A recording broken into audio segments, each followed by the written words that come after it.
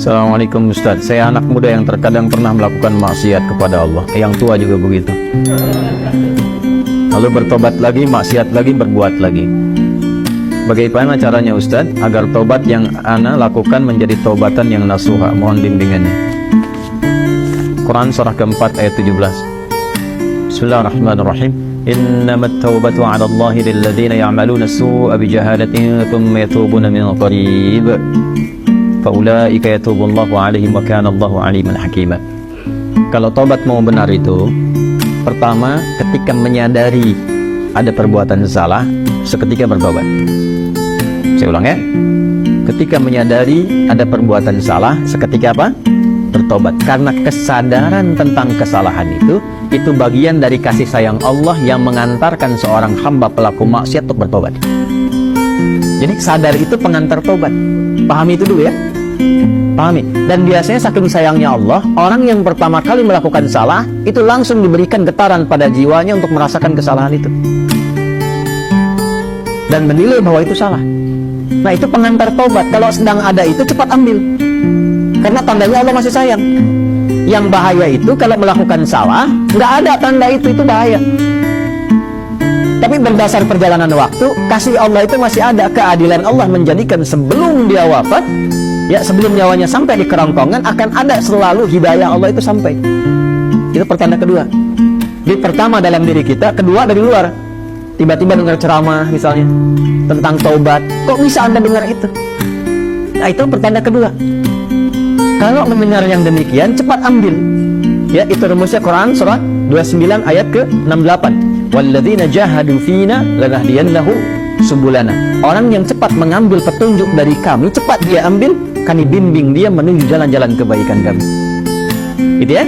Demi Allah saya katakan, sepanjang berbuat salah apapun, itu selalu ada getaran yang menyimpulkan itu salah. Ya, bahkan ada pencegahan dulu. Gak percaya begini ya, gak percaya. Keluar dari sini pulang, nanti coba aja deh, pakai sendal orang lain. Tapi jangan diteruskan, coba aja. Ya, jangan dipotong video saya.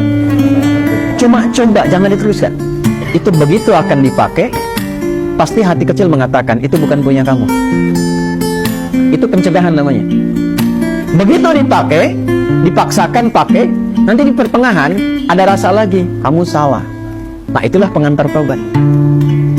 Ikuti, kalau diikuti istighfar, astagfirullah, balik lagi, dikembalikan pakai pada yang kita miliki. Itulah taubat. Ya, jadi itu rumus pertama. Kalau sudah ada rumus pertama itu, istighfari dulu, sesali, dan minta petunjuk pada Allah untuk dikuatkan bertahan dalam jalan taubat itu. Tinggal nanti kadar maksiatnya, apakah dia ringan, tengah-tengah, atau kadar maksiat berat. Kadar maksiat berat itu yang sudah jadi kebiasaan. Biasanya pada yang terakhir ini, mohon maaf, tidak seketika biasanya. Kecuali ada kejadian besar yang membuat dia bisa meninggalkan itu sama sekali. Ibunya diselang nafas yang terakhirnya. Nah, ibu sering mengingatkan kamu dalam keadaan sehat. Sekarang menjelang kematian pun yang ibu rasakan, ibu ingatkan lagi. Apakah dalam keadaan ibu yang sudah sekarat ini mengingatkan kamu belum mau tobat juga? Maka dengan keadaan apa lagi mesti ibu ingatkan engkau, misal. Atau ibunya sudah meninggal, mengeluarkan wasiat, tulisan. Ya, diantaranya menasihati anaknya yang tidak pernah mau dengar untuk mendengar. Biasanya itu lebih kuat. Makanya disebut wasiat, pesan yang kuat, yang terasa lebih kuat dibandingkan dengan saat masih dalam keadaan sehat. Karena itu disebut dengan apa?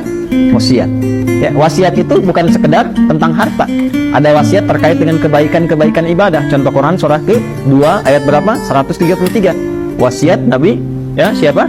Yaqub alaihi salam kepada anak-anaknya. Ya. Saya teruskan. Maka teman-teman sekalian, Bapak dan Ibu sekalian, kembali kepada pertanyaan yang telah disampaikan ini. Kalau ada kebiasaannya yang berat, misal sudah tobat, dilakukan lagi, tapi biasanya kalau sudah tobat kadarnya lebih ringan, maka rumusnya apa? Tobat lagi, terus tobat lagi, terus tobat lagi, sampai berusaha kita maksimal hilang kebiasaan itu, atau wafat kita dalam keadaan sedang berusaha tobat atau sedang tobat. Maka itu punya nilai di hadapan Allah Subhanahu wa Ta'ala.